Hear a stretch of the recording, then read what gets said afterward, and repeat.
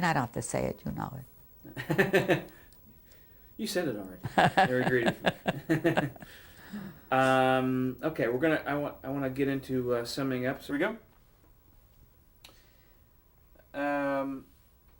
So you continued to work as a freelancer and worked at all really the major three networks, right? CBS not being the only network you worked at. Yeah, but not. I've never worked at NBC. Oh, But I you worked. don't like them? No, They never asked. I almost went once, and then the show failed. I mean, it just didn't get off the ground. And by that time, I was working somewhere That's because else. you didn't go there. I did. I went for a job. Oh, but Yeah. but it I mean, failed. I never knew how to find work because I never had to. Right. And people would call me eventually, and then I would be all right. But when they didn't call, I would go out. I'd get restless, you know, and I'd go out looking. Yeah. Yeah. Well, in 1978, Yeah.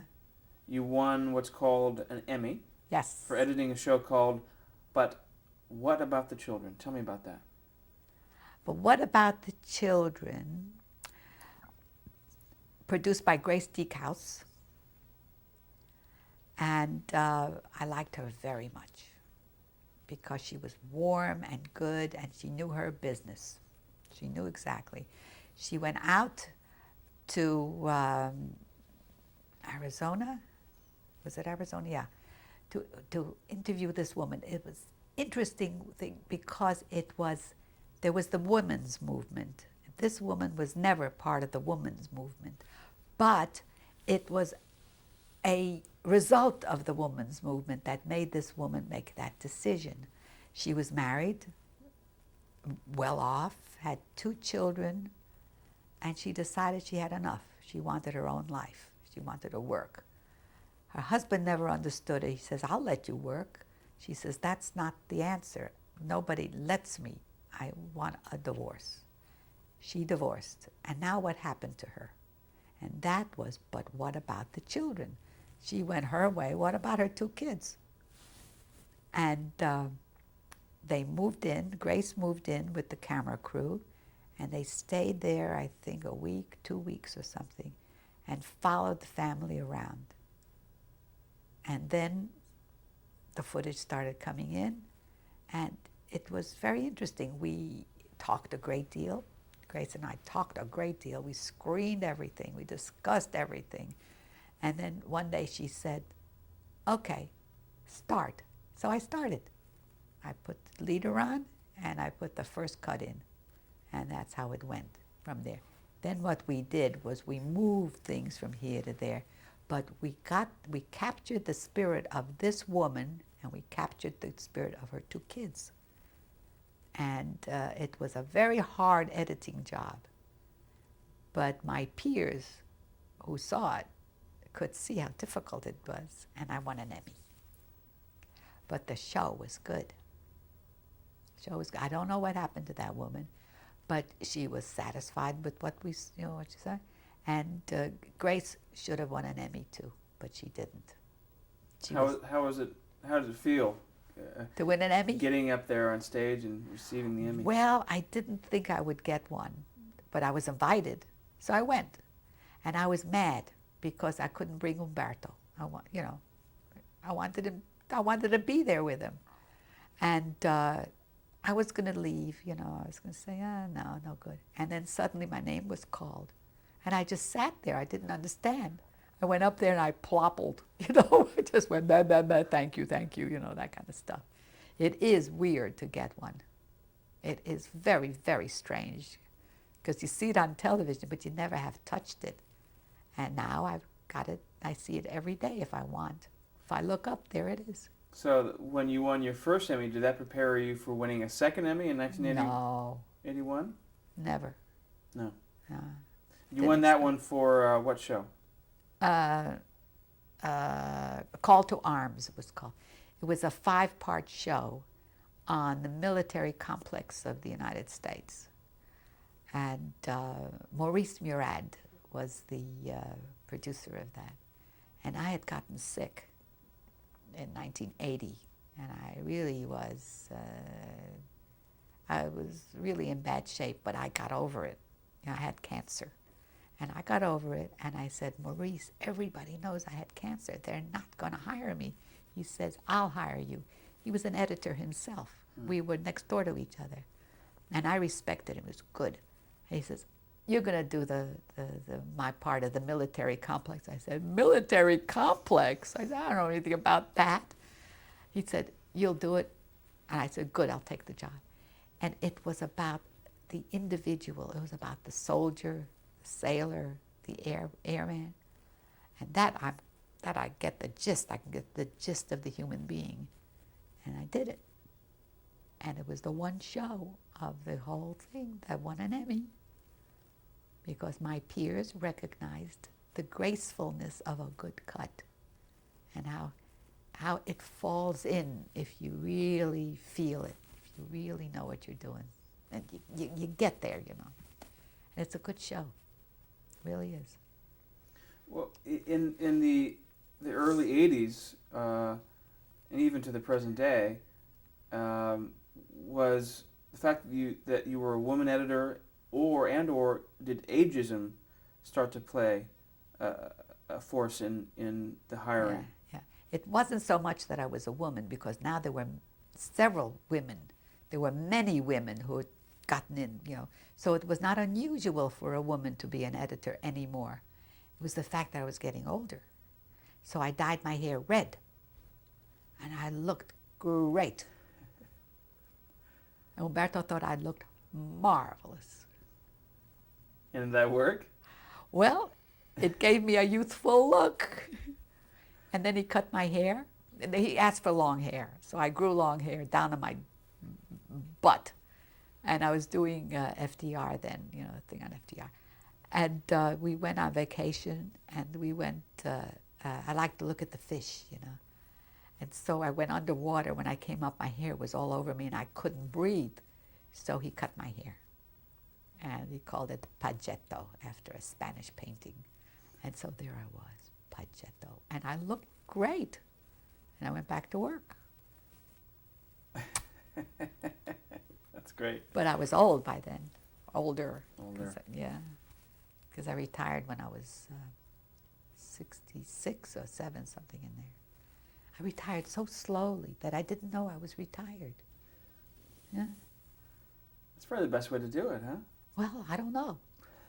I didn't get a gold watch, nothing. That's true. What do you think are the biggest changes in TV news since you first started working in it?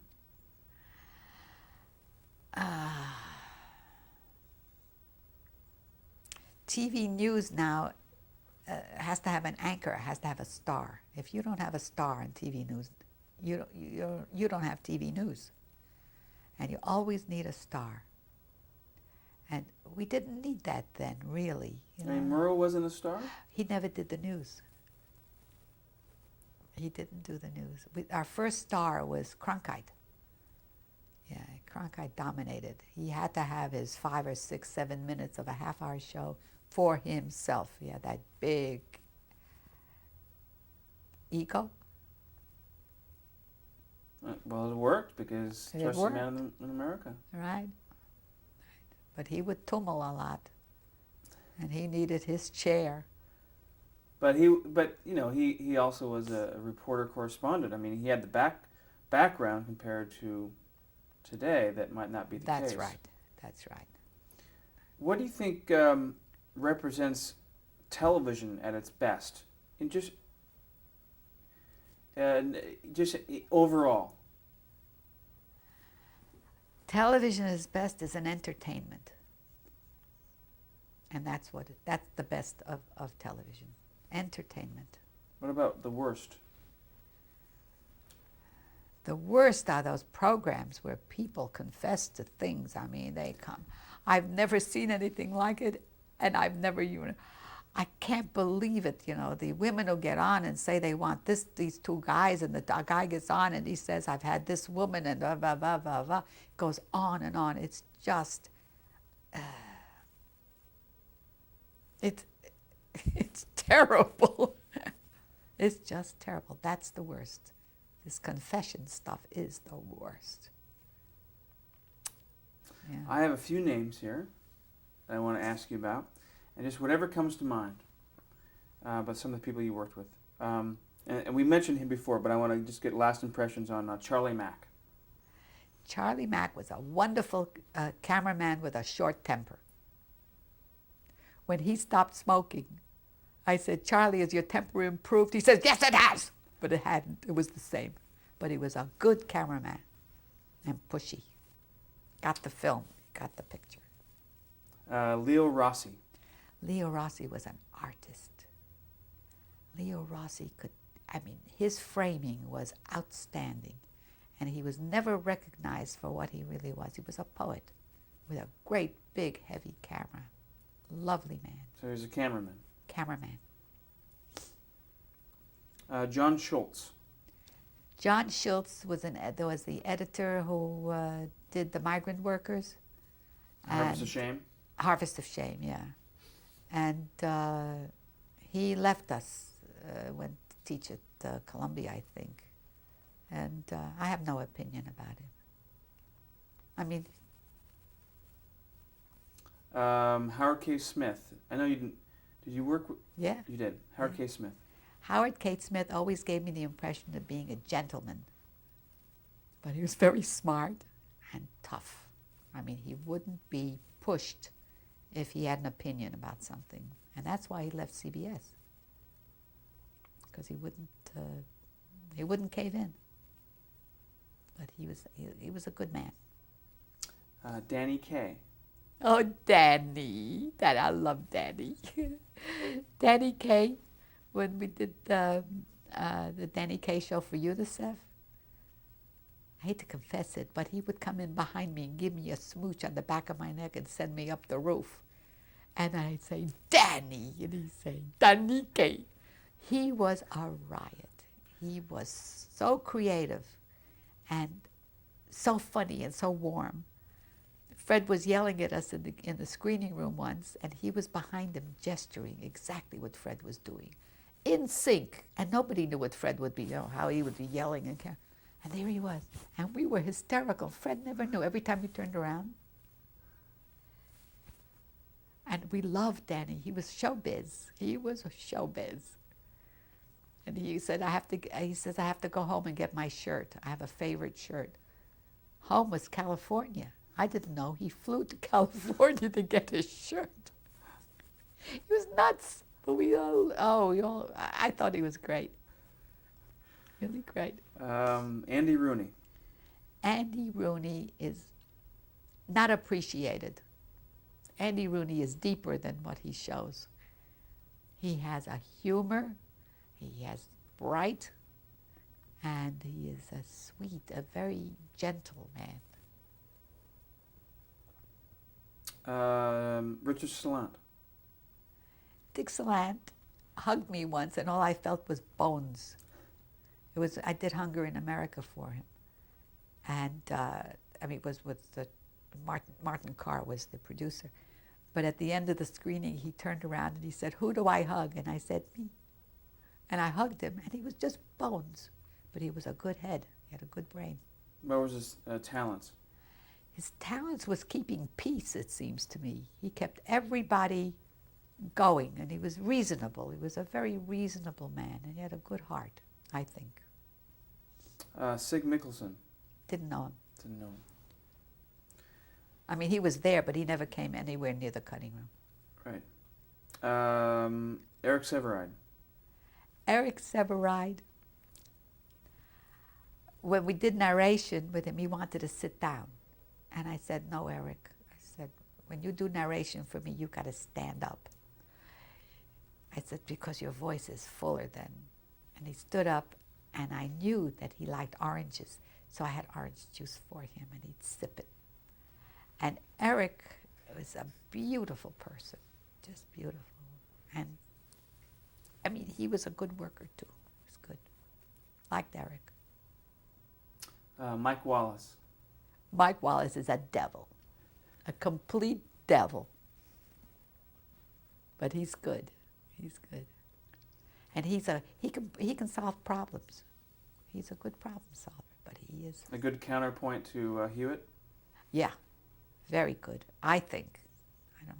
Yeah, I think. But he's all right. The last person, I just want to see if you have any last words on Fred Friendly. Fred Friendly takes more than a few words.